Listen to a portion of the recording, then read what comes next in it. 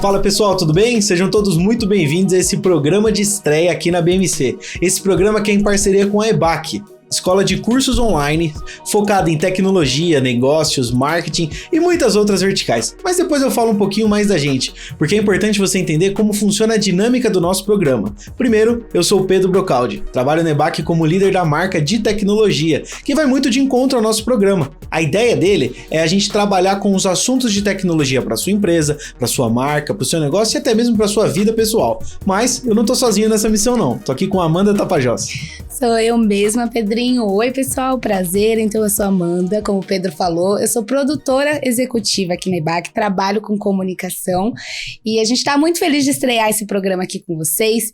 Então, a gente sempre vai trazer assuntos que estão em alta por aí e que mesmo que você, que não é um expert, vai poder entender, assim como eu, que não sou, mas sou muito curiosa. Então a gente vai conversar muito, trazer convidados muito legais. E se você quiser participar aqui com a gente, tem um e-mail aí na tela que você pode mandar a sua pergunta ou a sua interação. No final do programa a gente tem um quadro super legal que chama Mitos e Verdades. Se você quiser mandar a sua dúvida ou sugestão, a gente vai ver. Pode mandar no Instagram da EBAC também, que a gente sempre tá de olho. É isso aí, galera. E esse papo de interação, de passar um e-mail aqui pra gente, vai de total encontro com o nosso papo de hoje. Hoje a gente vai focar em como a comunicação afeta o seu negócio. Não só aquela comunicação direta, igual eu e a Amanda estamos tendo aqui, mas talvez você usar uma tecnologia para atingir o seu cliente, todo aquele papo que você pode ter com ele. Hoje a gente tá com 2 convidados ilustres que vão entrar nos próximos blocos pra gente unir realmente a tecnologia com os negócios, que é o intuito do nosso programa. É isso aí, Pedrinho. Então, se você parar pra pensar, hoje em dia, às vezes quando lógico que a gente acompanha quem a gente gosta pelas redes sociais, mas eu uso também as minhas redes sociais pra, às vezes eu tenho alguma reclamação, um problema, eu quero, sei lá, tive um problema com uma marca, eu já vou lá no Instagram direto, ou nas redes, já dou um Google pra saber onde é que eles estão, pra tentar falar diretamente com alguém, né? Isso acontece muito hoje em dia. Tanto acontece que as empresas às vezes não têm braço para resolver todas essas questões, para ficar ali respondendo, e eles estão utilizando umas soluções que crescem muito, que é o famoso chatbot. É o uso de inteligências artificiais para responder ali o seu cliente, para pegar talvez aquele boleto que você precisasse pagar. Quando você manda no Instagram, ele já consulta os seus dados e retorna para você, ou no site. Essas tecnologias avançam, mas será que é tão legal? Você gosta de conversar com o robô, Amanda? Olha, Pedrinho, eu prefiro gente, mas eu também não excluo os robôs, tadinhos, mas eu gosto deles. Acho que a gente pode esperar nossos especialistas chegarem para tirar todas essas dúvidas. O que você acha? Eu acho demais a gente chamar eles, até para entender do porquê que às vezes a gente gosta e por que não, né? Será que tem um lado de psicologia nisso? Como que funciona essa parte de comunicação? Hoje a gente está com 2 especialistas, o primeiro é o Daniel Correia, que trabalha justamente com essa parte da psicologia, de entender por que o ser humano gosta desse contato, gosta dessa interação. E aí no terceiro bloco a gente vem com o Rafael Nipper, ele que é gerente de conteúdos aqui na EBAC, e vai comentar um pouquinho mais com a gente de como melhorar essa comunicação com o usuário. É isso mesmo, então não sai daí que eu já tô ansiosa para fazer um monte de pergunta que eu tô aqui na minha cabecinha, ó, já fritando.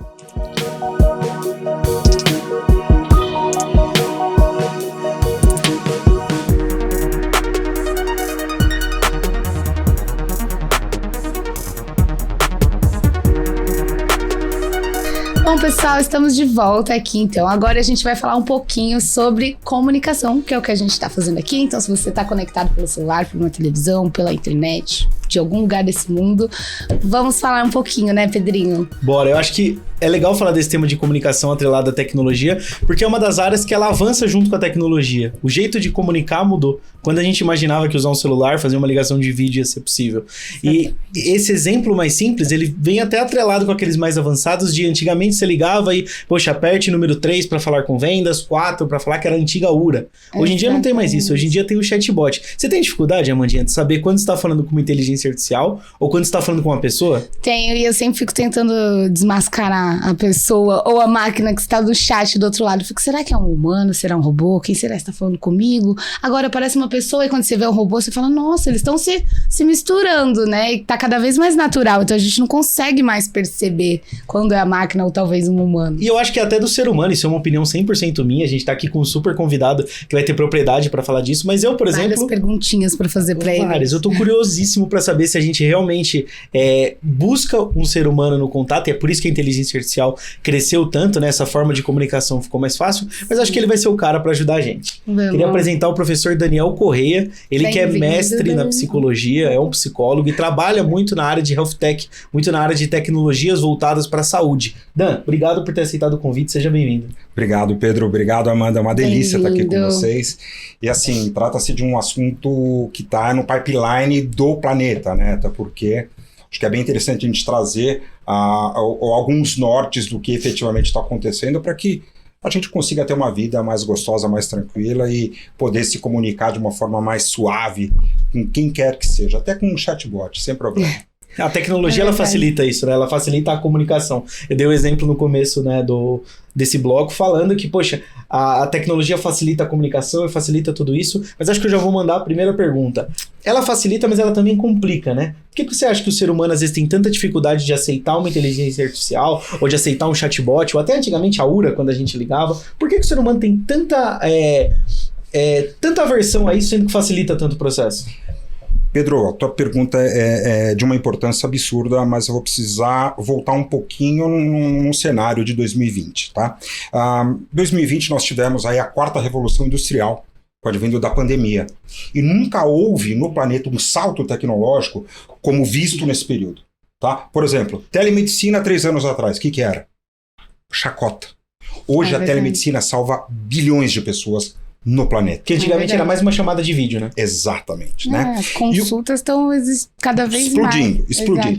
E o que acontece? Uma coisa agora mais voltada para o ser humano. O ser humano, ele não curte, ele não suporta ter conexão com algo do qual ele não tenha controle ou efetivamente não tem o conhecimento do que ele está fazendo ou com quem ele está falando. Ele gosta de estar no centro de tudo. Ele gosta de ter o controle. Né? E daí, só que o que acontece? Hoje, com a necessidade efetiva, né, das pessoas se conectarem, né, a tecnologia ela vem como uma ponte, como uma estratégia, como um meio para conseguir efetivamente estruturar essas conexões, essas relações, né? E houve sim, ainda a humanidade, ela não se recuperou do ponto de vista psíquico desse choque em detrimento desse fenômeno pandêmico, né? Então a gente está meio carente, assim, de contato. Outra carente ainda, o nosso mindset ainda ele está se organizando do how to do como viver, do como utilizar dessa tecnologia como meio para que eu consiga estabelecer uma conexão. É diferente, mas ok, eu me conecto. Sim. É diferente, né? Hoje, se a gente pega um jovem já com perfil digital, para ele, incrível, perfeito, sem problema. Agora, se eu pego, por exemplo, minha mãe, 80 anos, ela teve que se tornar digital sofrendo. Mas ela tem aquele perfil que ela adora ir ao banco para ela falar com o gerente dela. Exato. É o contato, acho que até a nossa geração também, a gente ainda trabalha de home office, por exemplo, que é um novo modelo, mas a gente tem falta desse contato, né? Que a gente ficou muito tempo sem, e aí agora a gente começou a retomar, então acho que ficou dividido, né? Criou-se uma nova cultura, esse jeito de se comunicar, né? Amanda, o que você diz é tão sério, porque não existe esse negócio de novo normal. Sim, o planeta mudou. Mudou, exato. E a humanidade, ela vem tentando, né, com o que tem de flexibilidade, se adequar a esse novo fenômeno. Só que, do ponto de vista psiconeurofisiopatológico, o ser humano, ele odeia, o cérebro, ele odeia a mudança. Sim. Por quê? O cérebro, ele consome 70% da nossa energia fisiológica. Então, alterar um padrão comportamental exige um gasto de energia tão absurdo, né? Por isso que nós tendemos a repetir padrões, comportamentos, e quando entra um novo, isso nos choca e eu me torno repulsivo, eu não quero mudar. Me deixa quieto. Até ranzinza, né? Ranzinzaço. Do contra. Mas ao mesmo tempo o ser humano ele sempre busca aquele estado de conforto, de ele não querer a mudança, só que a tecnologia ela traz isso de meio facilitador. Como que a empresa pode fazer um produto, ou pensando até em cliente, como é que a gente faz uma comunicação para o cliente para ter esse ponto de equilíbrio? Então eu mantenho ele na zona de conforto, mas ao mesmo tempo eu tiro algumas funções dele que ele não precisaria mais me passar. Pedro, você trouxe uma questão fundamental e que pouco se fala. Você está falando de empatia.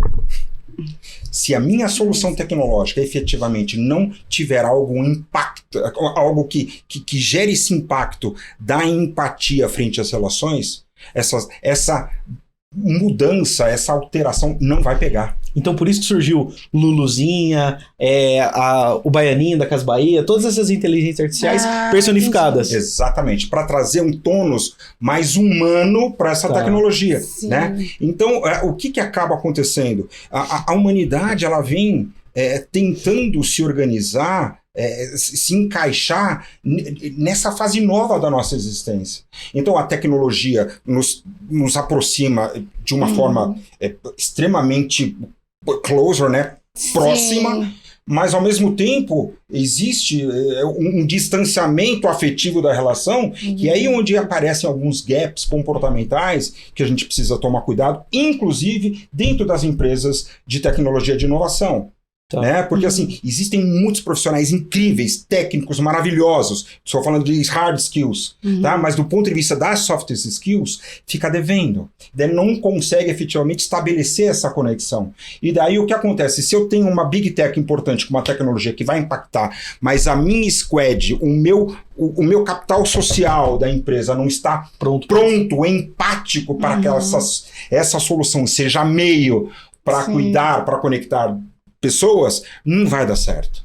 Então é entender o timing, né? Entender aonde o ser humano tá e qual tecnologia você pode colocar. Um exemplo, hoje tablet bomba, o iPad, todo mundo adora ter um desse, até nas lojas físicas, se a gente for pensar, né, no mercado de varejo. Mas antigamente, em 2007, a Microsoft tentou lançar o tablet PC e morreu.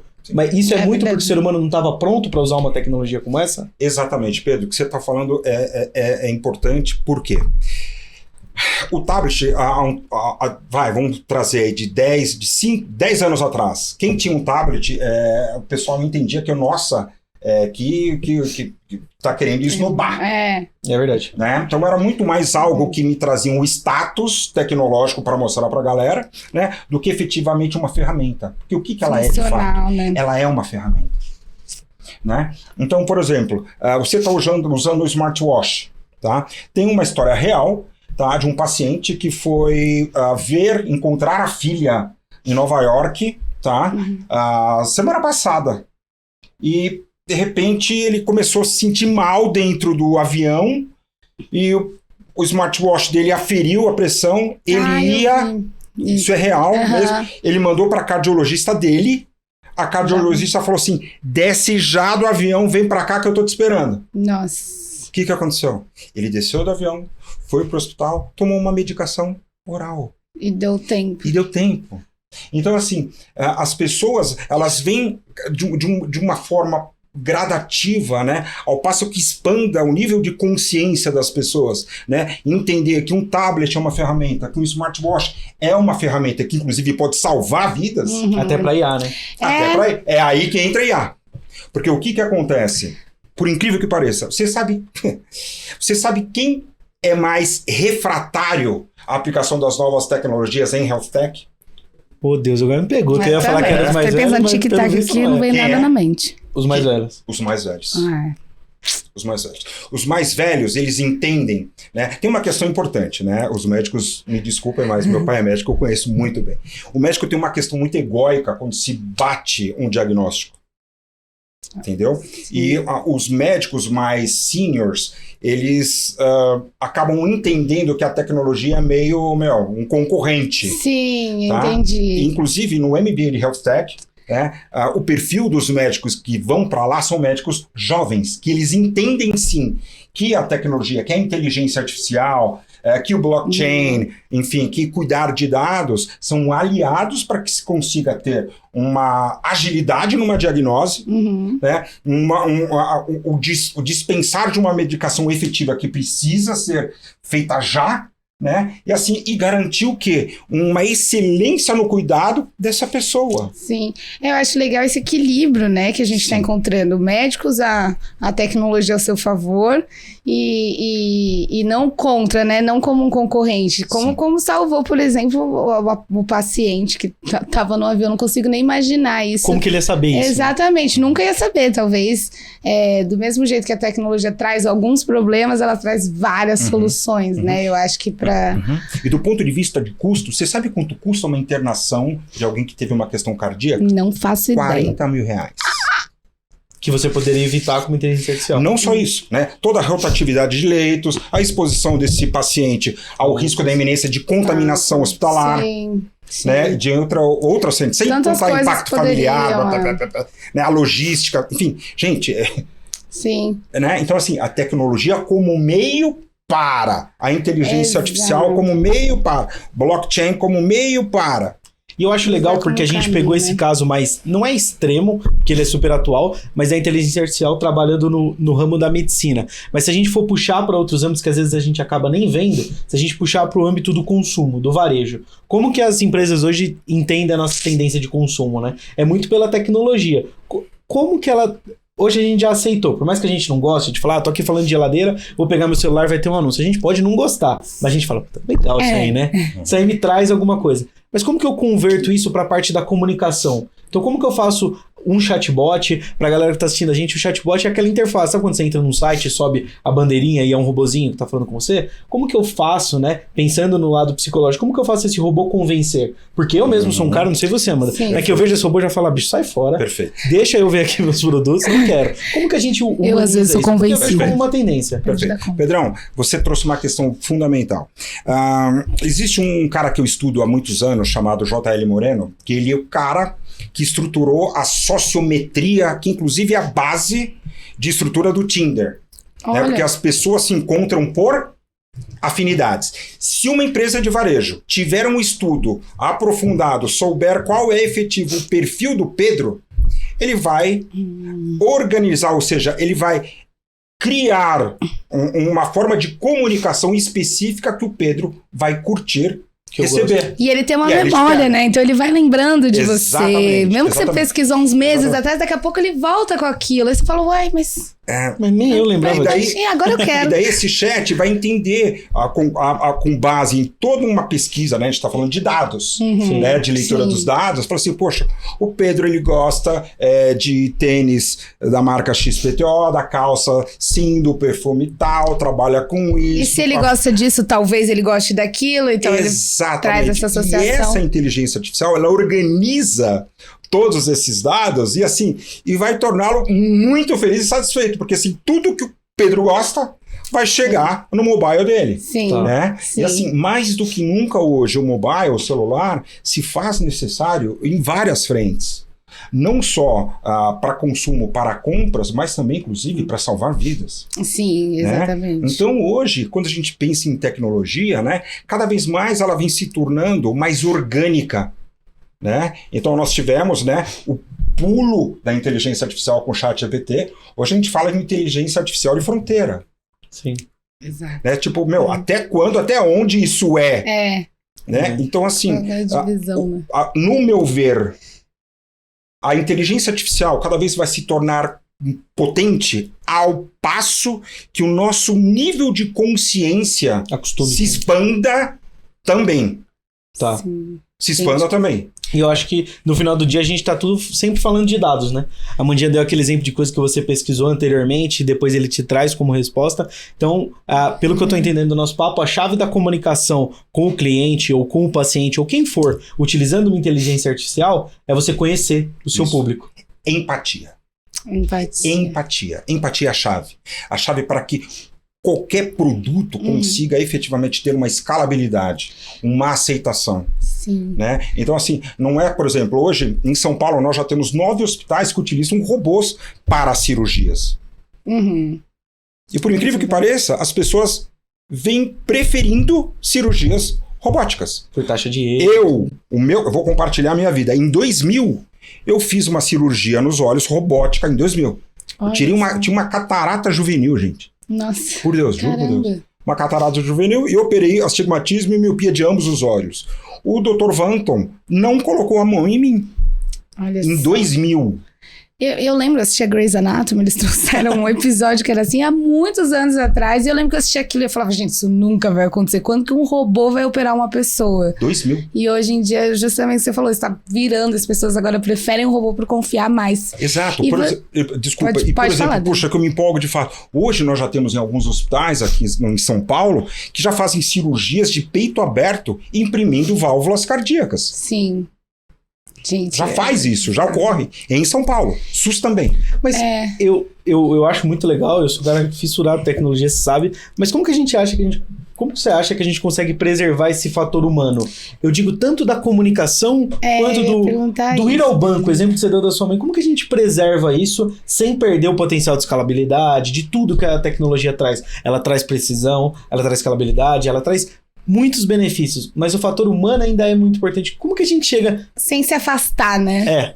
Novamente, Pedro e Amanda, a empatia se faz necessário, né? Onde o cliente, o usuário vai entender que a tecnologia é meio para que eu consiga um produto ou um resultado do que eu estou esperando. Não tem que ser um ou outro, né? Não, tem que ser um conjunto. É a tecnologia de uma forma empática sendo aplicada para que eu consiga impactar, trazer resultados, maximizar e escalar. É o que você falou no começo, né? Não é que é o novo normal, é que... Mudou. Exatamente, né? Mudou o normal, né? É diferente o normal. Existe uma regra simples que eu passo para os meus alunos, que é assim, tudo na vida, na nossa existência, sempre será um ser humano utilizando algo tecnológico como meio para entregar para um outro ser humano.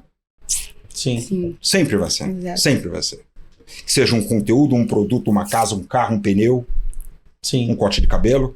Porque a inteligência artificial, ela usa os pilares do pensamento computacional, que é muito parecido com o nosso. Então, é reconhecimento de padrões, que é justamente o quê? A gente tem... Eu tô mexendo a mão aqui, não tô pensando em fazer isso. O computador chega uma hora que ele faz isso sozinho também. Ele entende qual tarefa ele tem que priorizar. Qual que você vê, pensando em conexões humanas e de máquinas, qual que você vê a principal... a relação eu já falei, mas a principal diferença? O que vai ser o pulo do gato, daquele papo que a gente logo começou o bloco, da gente falou, agora eu tô falando com uma máquina, agora eu tô falando com uma pessoa. Qual que você acha que é a principal diferença? Tá, cara, sensacional. Hoje já existe uma tecnologia que ela já consegue aferir o nível de consciência, o nível da cognição, qual é o sentimento, como a pessoa está mentalmente, pelos movimentos dos braços. Olha só. Né? Nós, seres humanos, não conseguimos fazer isso. A gente chuta, né? A gente chuta. O cara tá muito com a mão assim, eu acho que ele tá De repente ele tá com frio, não é que ele tá ansioso. Mas né? aí fica aí na sua cabeça, então, né? Você vai pensando o que você quiser também. Então. Você vai jogando e o bom da máquina é isso, né? Que ele testa e o resultado final. Ele vai então, te acho que a dizer. principal diferença é isso, a precisão. É a precisão, a agilidade, a execução de processos em altíssimo nível, que o ser humano ele não tem essa capacidade. Né? Então, ele utilizando o superpoder da tecnologia nos maximiza a possibilidade de ter uma vida mais legal. Deixa a máquina cuidar o que é de máquina para que a gente consiga tomar um café com mais calma, bater um papo mais legal, comer algo que seja gostoso e deixar a máquina trabalhar. Ter tempo pra gente, né? Exatamente. Olha, eu acho que é muito enriquecedor isso. Eu acho que as duas principais mensagens que a gente tem que deixar público, eu queria deixar pra você falar, tanto pro público que ele quer começar a aceitar mais a inteligência artificial, quanto pro público que tá assistindo a gente, que é empresário, que quer construir uma startup nesse meio. Como que você melhora? Duas mensagens. Primeiro, como que você melhora como usuário a sua interação com a inteligência artificial, que é uma realidade, e você como empresário, alguém que queira criar uma startup, algum modelo desse, como que você melhora a sua comunicação com o usuário? Tá, perfeito. Não se assustem. Quem não está familiarizado ainda com a inteligência artificial, corra, estude. Não precisa ser um grande expert, mas estude. Por quê? É um novo cenário do nosso planeta. Né? Hoje, não só um grande empresário ou uma empresa, mas alguém de casa ele vai precisar ter a noção do como operar, por exemplo, uma Alexa.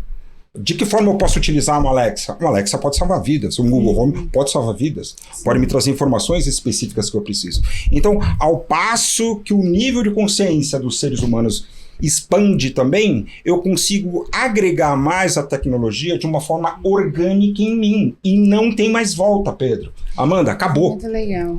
Não tem mais volta. Acabou. E o que você tá falando de estudar e tal, eu sinto muito isso também, um pouco da geração com os meus amigos conversando, é que antigamente a internet era mais intuitiva, porque era mais fácil, como tá crescendo, então a gente foi vendo. E aí, se você para de estudar, você vai perdendo um pouco disso também, né? Então você tem que estar o tempo inteiro se atualizando com ela, estudando também. Não é só... É intuitivo, mas não é, né? Você tem que estudar, não é só fazer. Sim, você acabou de falar de um conceito incrível que eu amo, chamado Long Life Learning.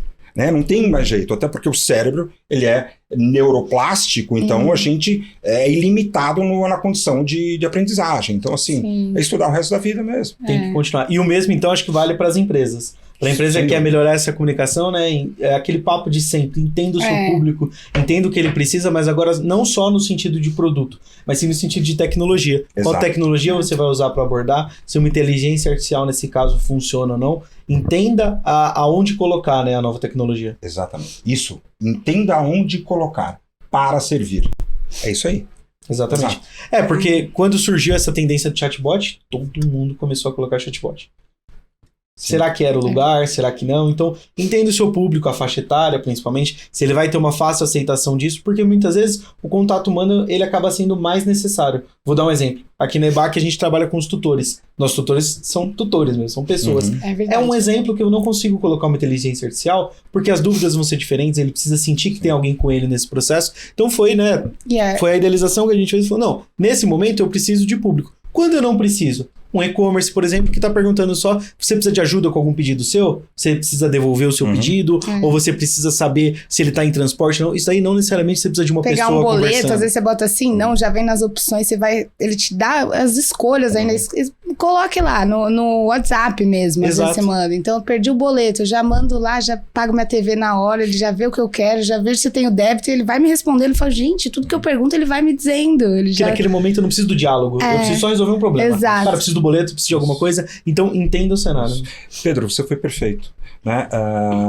O que vocês estão fazendo na EBAC, a inteligência artificial ela vai ser importante e incrível para algumas questões, para outras não. Sim. Exato. Como tudo. Como tudo. Cara, que papo rico. Que delícia, Dani. Muito obrigada, viu? Por participar aqui com a gente. Foi um fato muito bom. Acho que eu ficaria aqui o dia inteiro fazendo perguntas. É um tema legal, né? Nosso dia a dia. A gente fica muito empolgado em falar sobre isso. Mas no último bloco você volta aqui com a gente pra gente fazer um quadro que chama Mitos e Verdades. Uau. Que vai ser legal. Acho que você vai gostar de participar. Show. E o pessoal que tá assistindo a gente também não vai embora. No próximo bloco a gente vai falar com o Rafael Nipper um pouco mais sobre comunicação nas mídias sociais. Como que a gente melhora ainda mais esse contato humano. Dan, mais uma vez, obrigado. Vejo vocês no próximo bloco, pessoal. Obrigado a vocês. Obrigada. Valeu.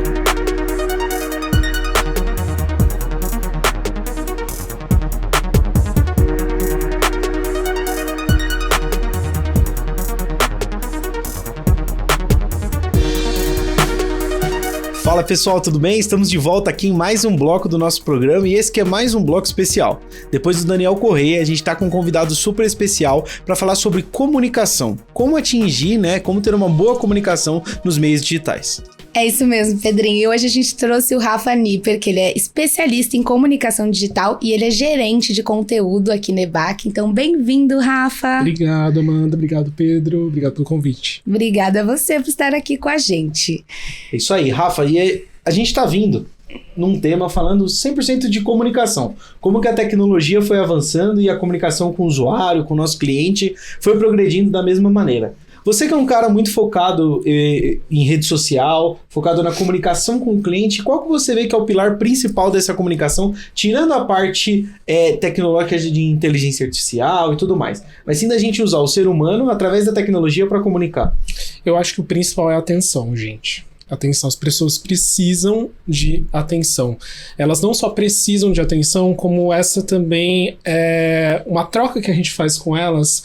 A gente dá atenção e recebe a atenção delas. Então você tá lá rolando seu feed no TikTok, no Instagram, qualquer coisa que seja. Você tem segundos para prender a atenção de uma pessoa com uma mensagem eficiente. Seja de uma marca, um projeto, ou mesmo uma ideia que você quer passar.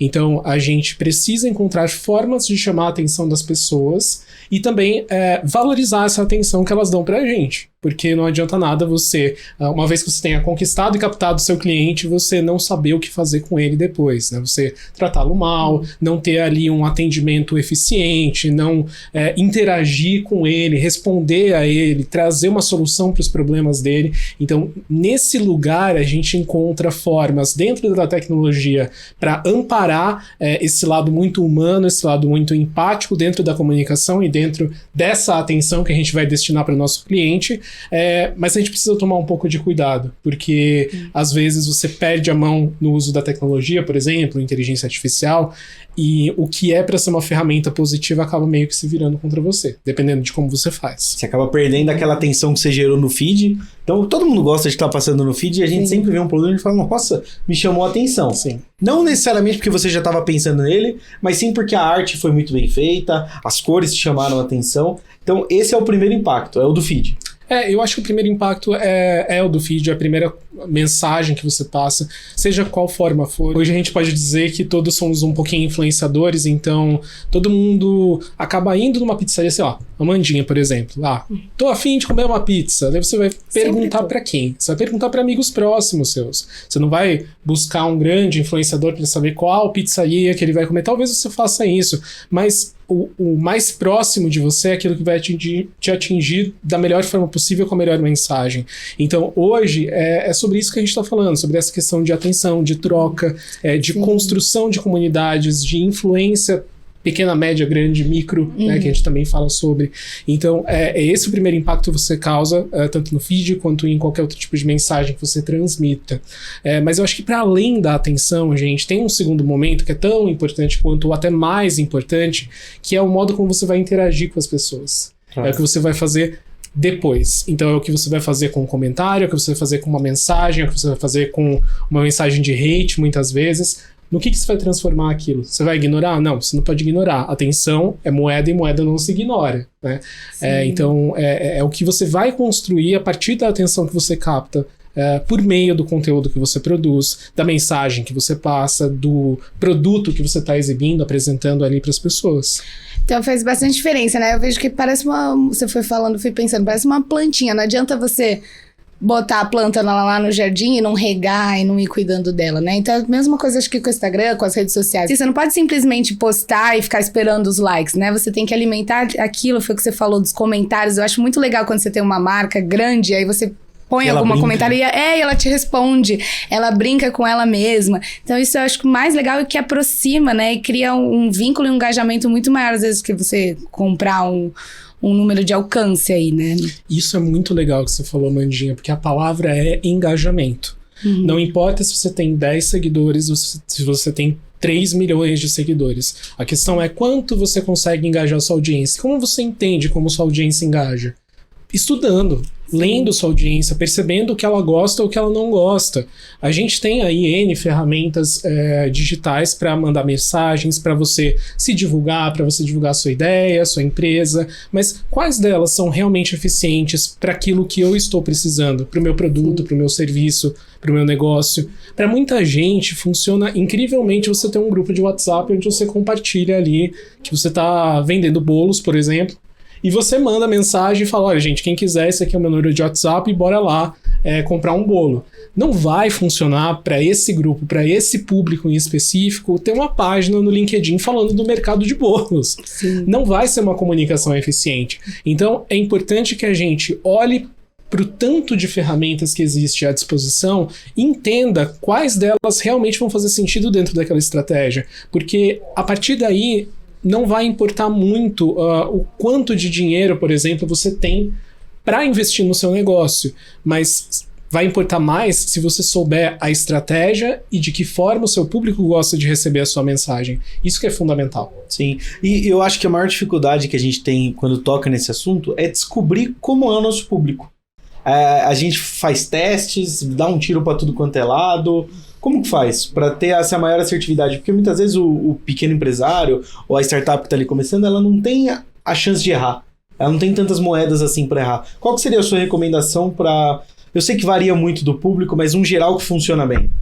Eu acho que assim, primeiro de tudo, sim, as plataformas têm os seus dados demográficos, elas conseguem gerar relatórios de insights de uma maneira muito fácil pra gente.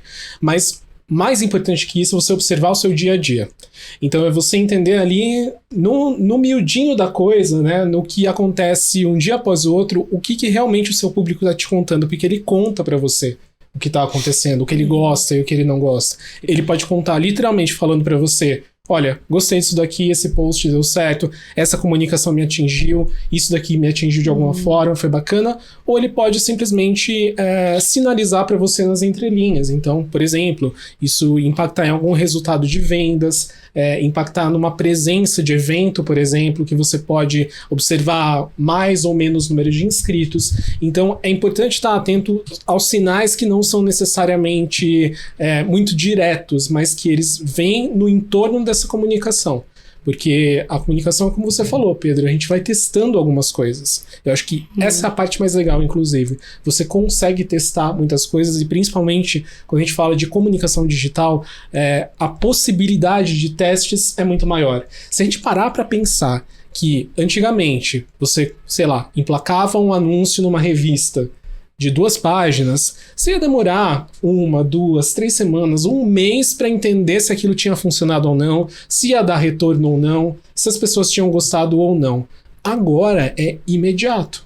Então, o seu tempo de correção, ele é muito menor, mais estreito, e você pode errar mais, sim, mas você também tem tempo para acertar mais, porque a resposta é muito mais imediata para você.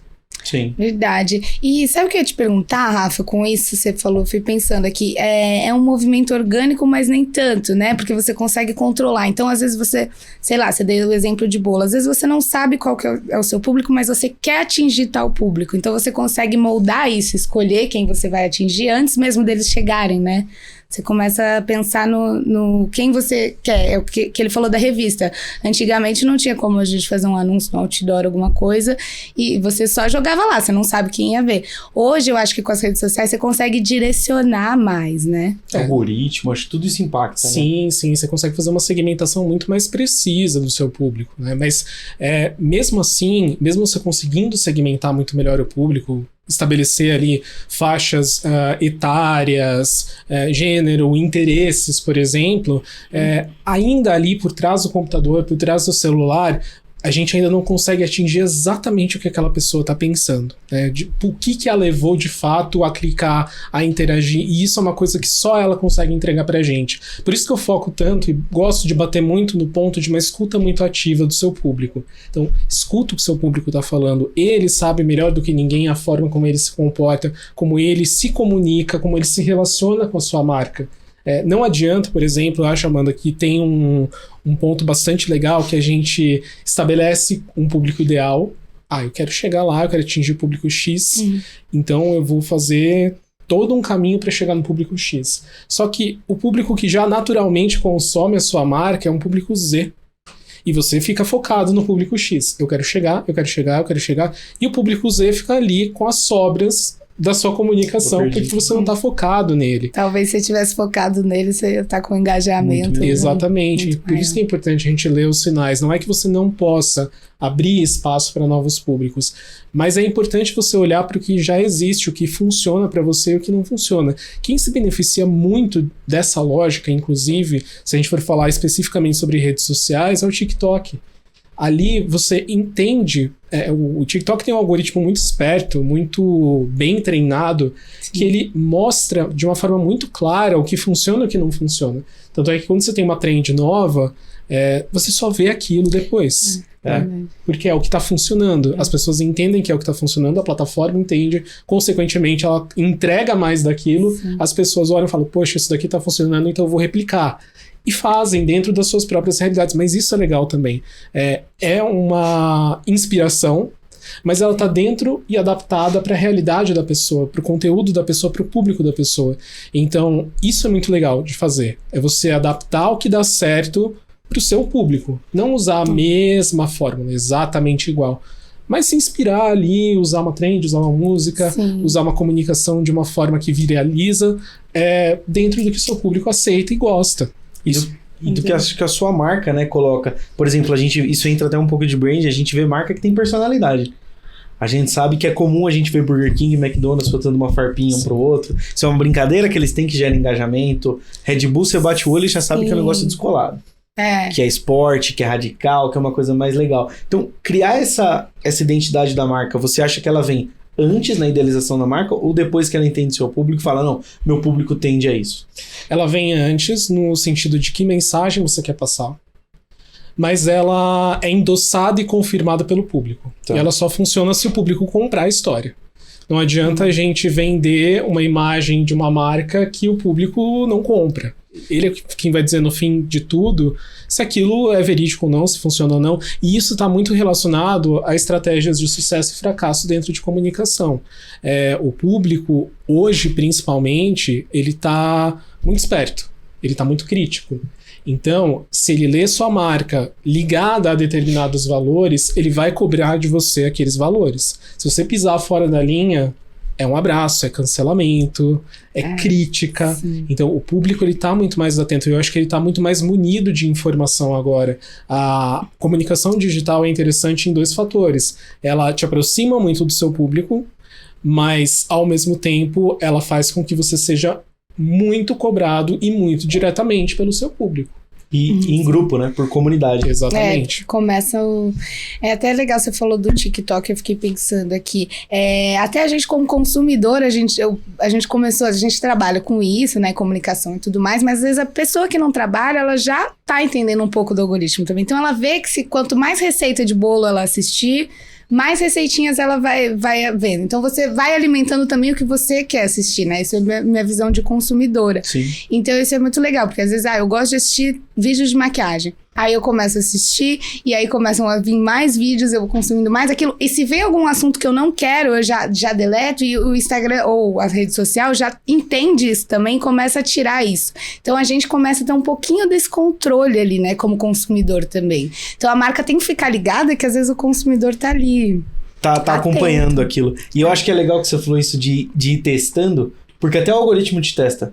Às vezes você tá vendo ali só o seu vídeo de maquiagem e às vezes aparece um vídeo nada a ver. É o algoritmo te testando. Se ele te pescar um pouquinho, ele vai falar, opa, então talvez ela também goste desse assunto. Não, exatamente, né? Ele lança para você toda a gama de assuntos possível e vê o que daquilo você consegue filtrar e contar para ele o que você gosta ou não, né? Uma coisa interessante do ponto de vista de empresas é que quem já entendeu o seu público, quem entende o seu público, sai muito na frente sobre que tipo de assunto você vai publicar, que tipo de comunicação você vai fazer e principalmente que tipo de comunidade você vai gerar e construir em torno daquele conteúdo, daquela marca. Eu gosto muito de falar do conceito de comunidade, porque é isso que o Pedro comentou, por exemplo. Quando a gente vê, sei lá, uma pessoa sendo cancelada ou uma pessoa sendo enaltecida nas redes sociais, dificilmente você vê um movimento isolado de um fã, 2 fãs, você vê realmente um grupo. Quando as marcas erram ou quando as marcas acertam, a gente vê grupos, tem pessoas que são apaixonadas por determinadas marcas, assim como são apaixonadas por determinados artistas. Exato. Então, é muito interessante você entender como aquela comunidade se comporta, como eles recebem aquele conteúdo, de que maneira eles interagem, quais canais eles utilizam, para que você ataque nos lugares certos. E a partir do momento que você demonstra que você se importa com aquelas pessoas e com a atenção que elas estão dando para você e para sua marca, volto nesse ponto de novo, você tá com o ouro na mão. Você entende o que está acontecendo. E aí fica muito mais fácil de você fazer qualquer movimentação dentro da sua própria marca. Por exemplo, lançar um produto, ou você fazer testes, ou você até mesmo ser organicamente protegido e divulgado pelas pessoas. A gente fala muito dos advogados de marca. São pessoas que são apaixonadas pelas marcas.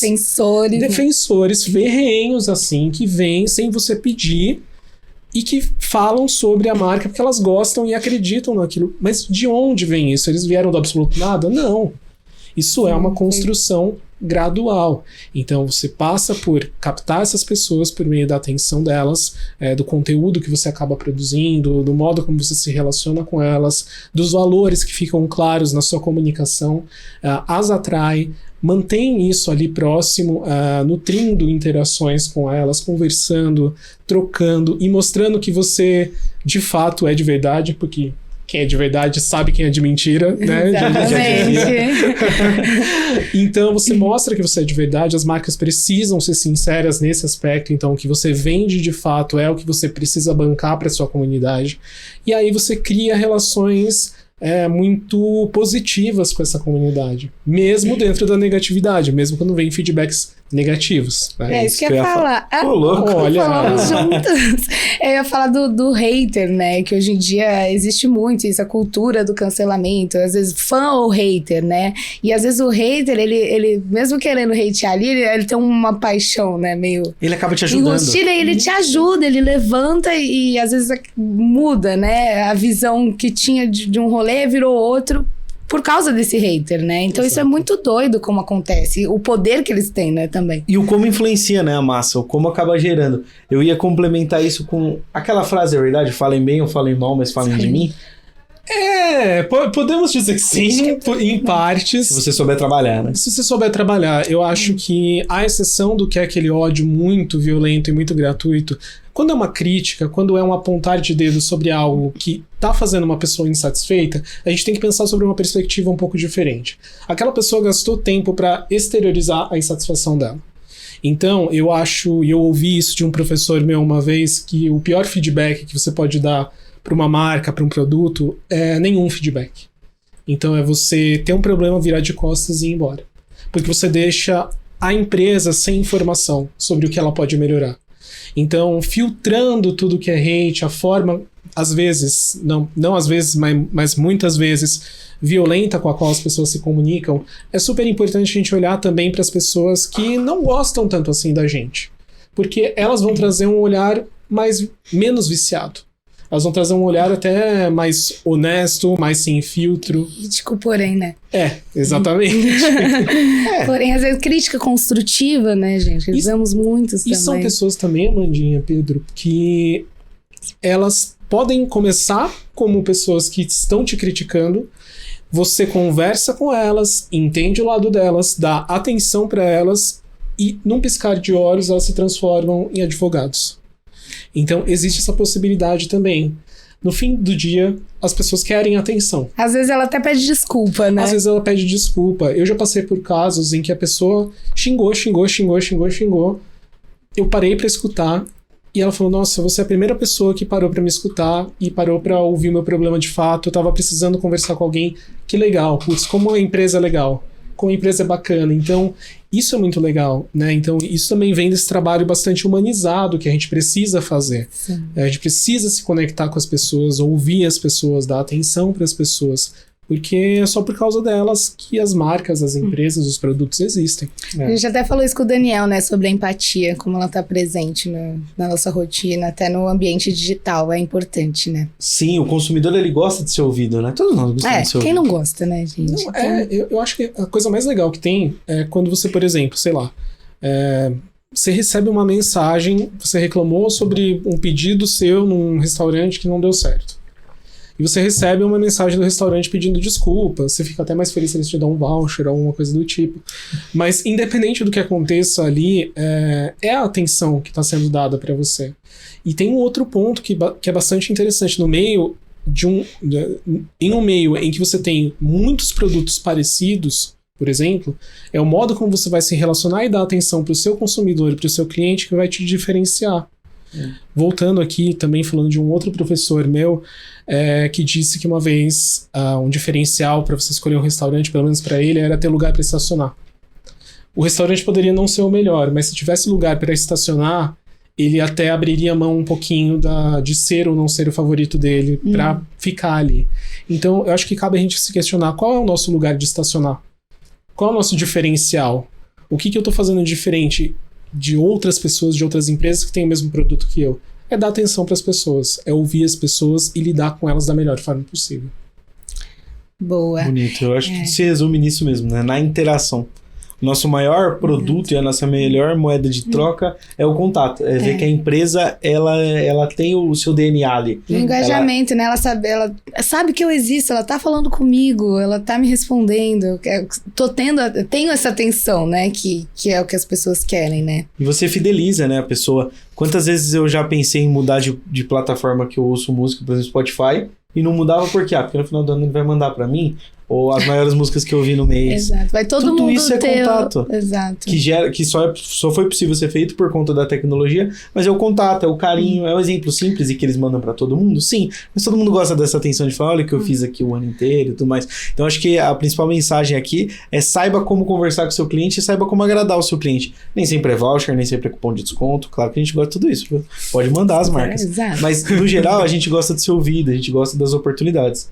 Não, é total. E a gente encontra, né, no digital, né, a gente teve aí 2 caminhos, né, o primeiro deles foi de distanciamento, né, muitas pessoas falam, mas o digital distancia, porque não é aquele toque, não é aquela coisa de estar na frente um do outro, etc.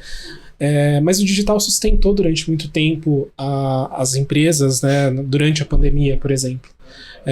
E o digital também aproxima. Ele também cria pontos de conexão desde que a gente saiba como utilizá-lo da melhor forma possível. Então interagindo, ouvindo, conversando, se importando de fato com o que aquela pessoa está falando para você, não partindo do lugar de que você está sempre certo, só porque você é uma marca, uma empresa, um produto. Sim. Ouça as pessoas, porque elas vão dar para você o melhor termômetro sobre o que você está fazendo. E eu gostei disso que você falou de responda as pessoas. E o pior feedback que você dá para uma empresa é não dar nenhum. Se a pessoa perdeu tempo, não perdeu tempo, né? Mas dedicou um tempo ali falando da sua empresa, ouve e dá muito valor. Isso é muito legal. Acho que quando você vai lá no Google, você dá as buscas, você sempre olha quantas estrelinhas tem. Quando tem um feedback, a gente mesmo quer ver o que as outras pessoas têm para falar, né? Então, eu acho que fica um engajamento geral da marca com o público e que você falou do orgânico, né? Que o próprio público chama o público. Então, às vezes, esse feedback traz mais pessoas e não só a relação que ele tem com a marca, né? Exatamente. Pessoas consomem empresas, mas elas confiam em pessoas. Sim. Então, é no que o outro fala, na experiência que ele traz, que eu vou me basear para me relacionar com aquela empresa também. Muito legal. E Rafa, que dica você daria, ou sei lá, algum conselho, algum caminho para as empresas que querem se digitalizar mais nessa comunicação com o usuário? Eu acho que o primeiro de tudo é você... Eu vou repetir um pouquinho, mas eu acho que é você entender o que faz sentido dentro do que existe de possibilidade. Então, por exemplo, a gente fala sobre automatização, a gente fala sobre chatbot, a gente fala sobre inteligência artificial. Olhar do ponto de vista do seu plano de conteúdo, para onde você quer levar a sua empresa, se aquilo faz sentido ou não. Então, se eu tenho uma empresa de 20 funcionários, por exemplo, sei lá, será que faz sentido realmente eu gastar dinheiro investindo num sistema de automatização de respostas em redes sociais? Ou será que faz sentido eu treinar as pessoas para responder com mais efetividade, para criar um fluxo de comunicação um pouco mais humano e empático, que isso vai render lá para frente seguidores, leads, vendas para mim. Então eu acho que é mensurar um pouco quais ferramentas de fato fazem sentido ou não, porque tem muita coisa e tem muita coisa para todos os bolsos, todos os potes e todos os momentos de empresa. Então é preciso que você, de novo, olhe para sua audiência, olhe para onde você está, onde você quer chegar e tá, beleza, qual que é o caminho mais humanizado e empático possível para eu chegar lá? Boa. Deixou bem claro pra gente essa parte de comunicação, que a Sim. tecnologia ela ajuda muito, é o foco do nosso programa inclusive, mas ela tem que estar atrelado com esse lado empático, que foi uma palavra que acho que reinou no nosso programa de hoje que não acabou ainda, viu galera? Eu queria agradecer o Rafa por essa participação, te convidar também para ficar pro próximo bloco, porque a gente tem algumas perguntinhas que a Amanda selecionou aqui dos nossos mitos e verdades pra gente bater esse papo. Mas eu adorei esse nosso papo de comunicação, quero te convidar para sempre que você quiser voltar. Sim, volta mais vezes, Rafa, a gente adora ter você aqui pertinho. Gente, é só convidar que vocês sabem que eu venho, né? Vem mesmo, a gente vai convidar mais, né, Pedrinho? Vamos sim. Gente, vejo vocês no próximo bloco. Obrigado por terem acompanhado a gente. Até já.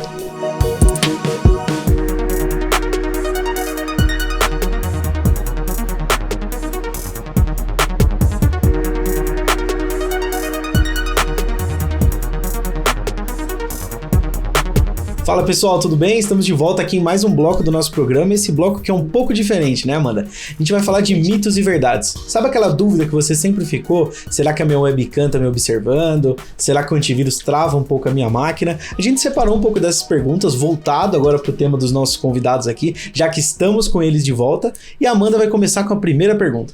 É isso mesmo, Pedrinho. Então hoje eu trouxe aqui a minha listinha de perguntas para mitos e verdades, pra gente tirar as dúvidas com os nossos convidados. E a primeira pergunta que eu tenho é: uma empresa que está fora do ambiente digital, ela não existe? E aí? Isso é polêmica, hein? Uau! Bom, se nós pegarmos o que aconteceu pós-pandemia, Sim. a gente responde que ela não vai conseguir ter a escalabilidade necessária que uma empresa digital teria. Até porque muitas quebraram no período pandêmico em detrimento de não ter um marketplace, enfim, até porque naquele tempo, quem tinha um marketplace, falando, para que eu vou gastar uma fortuna no marketplace, trabalhar com dados, para quê? Né? Então, assim, se não quebrou, não vai escalar o quanto poderia escalar. Justo. Você, Rafa? Eu acho que a resposta é sim e não. Porque sim, do ponto de vista que ela não consegue atingir públicos maiores, foi como o Dani bem falou, né? A gente teve, então, durante a pandemia, a possibilidade, e única possibilidade, de se vender e sobreviver apenas pela internet, pelas redes sociais, pelos marketplaces, pelo e-commerce. Então, se a empresa não existe no digital, se ela não está ali fazendo sua comunicação com o seu público, conversando com as pessoas, ela pode existir num lugar menor, mas ela não vai escalar, ela não vai crescer, ela não vai se desenvolver mais do que aquilo, do que as pessoas que ela consegue atingir ali naquele raio de abrangência, né? Então, sim e não. É polêmico, mas é uma verdade aí. Eu acho que em níveis diferentes, né? Ela pode não vender online, mas pelo menos o Instagram, o Facebook, alguma coisinha pra divulgar ela tem. Tem pelo menos o WhatsApp, que seja pra responder o cliente ali. Mas aí já é digital. Alguma coisinha pegou a gente agora. Aí já é digital. Eu acho que eles ficam, então, limitados, né? Na verdade, não que eles não existem, mas talvez eles estejam limitados, talvez. Pois é, mas o Rafa trouxe uma coisa muito séria. Vamos pensar aqui numa persona do seu João, que tem uma fazendinha no Cinturão Verde, e ele produz alfaces. A melhor qualidade de alfaces. Ele nem televisão tem, só que ele tem um produto incrível. Acharam um produto incrível pela tecnologia, mas ele não utiliza da tecnologia para vender o alface, né? Por exemplo. Isso é real, isso existe. E eu acho também, só para complementar, gente, que é tudo uma questão de entendimento de com quem você está falando, né? A gente fala muito sobre a questão da formação de comunidades, né? Então, se é a comunidade, por exemplo, do seu João, que tem ali os seus 2, 3, 10 pessoas de uma associação, por exemplo, que estejam próximas, e aquela comunidade já se conversa, você já tem ali algum tipo de comunicação, ainda que seja pequena, que não seja num nível de escala, por exemplo, de um grande Instagram, de algo que está acontecendo, mas tem que encontrar soluções dentro da tecnologia, dentro da comunicação, que façam sentido para aquele público, que façam sentido e entrem na vida daquela audiência com significado, que sejam utilizáveis. Não adianta nada eu ter as melhores ferramentas possíveis se elas não forem aplicáveis para as pessoas, né? Eu acho que é isso no fim do dia. Sim. Boa, Rafa, gostei. Acho que é isso, né, gente? Tem que digitalizar. Foi o que a gente está conversando o programa inteiro, exato. Agora eu tenho uma outra pergunta. O chatbot, ele criptografa os nossos dados? Se a gente coloca alguma coisa lá, dependendo da resposta, eu já fiquei com isso. Falei, será que eles não estão usando essa minha conversa para salvar algum número meu, alguma coisa ali, ou não? Eu tô segura, salva. Depende do que você leu no contrato de usuário. Você leu? Na hora que eu aceitei ali, não lembro, não sei, acho que não. Esse é o grande problema. Criptografar os seus dados, ele até criptografa para ninguém invadir e roubar ele. Senão o problema que a empresa vai ter é muito maior. Agora, como ela usa os seus dados, é você que deixa. Então tem sites que eles podem usar, sabe? Poxa, veja aqui como que você vai ficar no futuro usando um filtrinho. Sei. Veja como vai ser o seu filho. Sei. Ali provavelmente tem alguma coisinha escondida para usar os seus dados. Mas no grande geral, claro que se você abrir um e-commerce de um Magazine Luiza, de um Carrefour, eles não vão usar os seus dados para as coisas erradas. Mas claro, eles vão ter todos ali armazenados para talvez oferecer um produto que você mais gosta. Poxa, vi aqui na tendência que a Amanda sempre compra sapatos no final do mês. Chegando no final do mês, provavelmente você vai receber um e-mail ali. Como você sabe, Pedrinho? Ele me mandou aqui no ponto. Se estiver chegando no final do mês, ele vai avisar isso pra você. Então ele usa. Mas tudo depende do que você assinou no termo de uso. Tá. Então tá bom, gente. Acho que essa dúvida a gente fica... Tá seguro, então, né? Eu posso usar. Beleza. Agora, outra pergunta que eu tenho é o relacionamento com o consumidor, né? Ele é um dos pilares da comunicação digital, né? E aí, Rafa? Ele e eu sempre gosto de falar que hoje a gente tem uma moeda muito preciosa nas mãos que se chama atenção. E moeda a gente não desperdiça. A gente põe no cofrinho, põe no porquinho, guarda, investe, né, faz render mais ainda. Então, é importante que a gente coloque sempre no centro da nossa comunicação, principalmente a digital, que a gente tem N fatores aí no meio do caminho, N barreiras entre quem está falando e quem está ouvindo. A gente coloque sempre o consumidor, a pessoa com quem nós estamos falando, no centro dessa comunicação. Então, se não for dessa forma, seja para quais soluções tecnológicas forem, então, por exemplo, o chatbot que a gente falou, perde um pouco do sentido, né? A gente precisa encontrar onde esse chatbot, por exemplo, onde a tecnologia vai entrar e a partir de onde o ser humano vai assumir a partir dali, né? O Pedro tinha mencionado em um determinado momento sobre você utilizar o chatbot, por exemplo, para gerar um boleto, para você conseguir resolver suas próprias questões, mas tem um momento inevitável, não sei se o Dani concorda comigo, que as pessoas clamam por conversar com outras pessoas.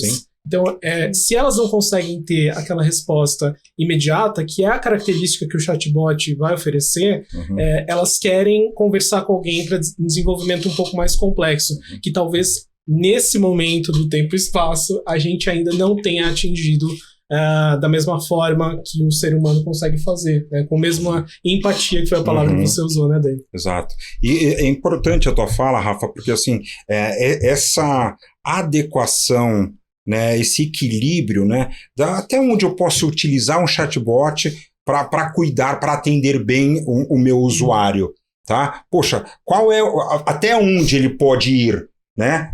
Será que é legal parar um pouquinho antes e depois entra um ser humano para ter a conexão efetiva com empatia, para ver o que eu posso entregar de melhor para esse meu usuário? Boa. E aí, Amandinha, mais gente, isso que eu ia perguntar. Eu não tenho muitos conhecimentos técnicos para comunicação digital. A pessoa precisa ter bastante conhecimento técnico? Ela precisa ter vontade de aprender. Parece um clichê, mas é uma grande, grande, grande verdade. Eu acho que a partir do momento que ela se empenha em aprender, a partir daí tá tudo certo. Porque comunicação é algo que a gente já faz naturalmente.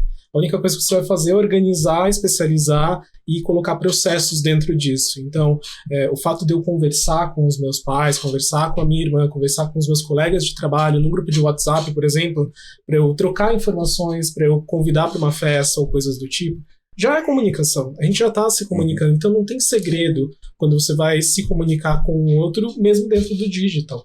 É só uma questão mesmo de você entender quais ferramentas você vai utilizar, de novo, para quem você está falando, com quem você está falando, de que forma aquela pessoa quer receber aquela mensagem, de que forma vai ser eficiente passar aquela mensagem para aquela pessoa. Meu pai, por exemplo, tem 86 anos e não adianta eu falar para ele que, olha, pai, vamos pedir uma pizza por um aplicativo, porque ele não vai querer, ele vai querer ligar. Então a tecnologia está aí, ela funciona, só que para ele, especificamente para esse público, ela não faz tanto sentido. Então, quer dizer que ele esteja errado? Não. Quer dizer só que a gente tem que ter empatia, pegar o telefone, ligar e pedir a pizza para ele do jeito que ele quer. Perfeito. Eu gostei muito dessa tua colocação, porque ela exprime as nossas ações ao longo do dia. Por exemplo, existem pessoas que eu sei que eu posso mandar um áudio. Existem pessoas que eu preciso digitar. Existem pessoas que eu preciso mandar um e-mail com cópia para mais 3 pessoas. Existe uma pessoa que eu posso mandar um e-mail sem bom dia, falar nada. Então, assim, é justamente ter a empatia, né? O feeling, a empatia, e utilizar esse toolkit de ferramentas para estruturar a forma mais adequada de comunicação com o outro. O meu interlocutor, ele vai entender, compreender efetivamente aquilo que eu quero transmitir a ele? Essa minha forma de comunicação, ela é empática? Ela está adequada? Aí sim, e assim, é lindo, por isso me encanta, porque assim, nós temos N tipos de formas de comunicação, né? Agora, falta, né, o adequado é utilizarmos as nossas soft skills para tornar um e-mail mais empático. Exatamente. Né? Uma mensagem digitada mais empática. Um áudio. Um feeling. Exatamente, né? E é uma arte da gente se desenvolver com pessoa o tempo inteiro. A tecnologia tem a rodo. Nos meus e-mails. Eu sempre mando assim, oi, bom dia. Sempre, né? É bom, gente. Mesmo que não precise estar na correria ali, não perder isso também do... Sim. Lógico que é o que você falou, às vezes você precisa ser mais ágil ali, então você não vai ter tempo para ficar, né, botando muitas coisas, mas é legal você ter esse feeling que você falou, isso é muito legal. Eu acho que é isso, né? Como até com as tecnologias a gente tem que saber como comunicar. Exato. Como usar a tecnologia certa para melhor comunicação. Acho que a empatia que o Daniel começou falando quando ele chegou aqui com a gente, acho que é chave muito mais do que eu imaginei, o quanto ela tá ligada, né, a esse meio digital, o quanto tem que andar os dois juntos, né, não adianta querer muito separar também, e cada um para um lado, porque eu não... Exato, é o diferencial. Sim. É o diferencial. Estamos falando de tecnologia, sim, mas o plus é a empatia. O how to use, como eu vou aplicá-la, né? E qual estrutura, qual a metodologia, qual tecnologia eu vou utilizar, né? Com salpicadas de empatia para que eu me comunique bem com o outro. Salpicadas de empatia foi bonito. Eu gostei, eu vou usar isso. Gostou? E a gente encerra com salpicadas. Salpicadas empáticas. Esse foi o Mitos e Verdades, o meu quadro favorito. Eu adoro fazer minhas perguntinhas e trazer aqui para os nossos especialistas. E se você quer participar aqui com a gente, tem alguma pergunta, quer saber se é mito ou verdade, eu vou deixar o e-mail aqui na tela para vocês mandarem pra gente participar. Tem também o nosso Instagram da EBAC, se vocês quiserem pode mandar por lá também, que a gente acha vocês, tá bom? E é isso, Pedrinho, foi muito legal nosso programa hoje. Foi muito bom. Bastante. Muito obrigada, Dani e Rafa, por estarem aqui com a gente hoje. Adorei o papo, espero que vocês voltem mais vezes. Foi muito legal, que vocês tenham gostado também de participar aqui com a gente. E é isso, né, Pedrinho? É isso aí, foi demais. Estão super convidados para voltar aqui com a gente. Eu acho que o papo fluiu muito, espero que a galera de casa tenha gostado. Essa dica que a Amanda deu é valiosa. Mandem seus mitos, mandem suas dúvidas aqui pra gente, que nos próximos programas a gente responde. Dani, Rafa, obrigado de novo por ter aceitado o convite e obrigado, pessoal. Valeu. Obrigada.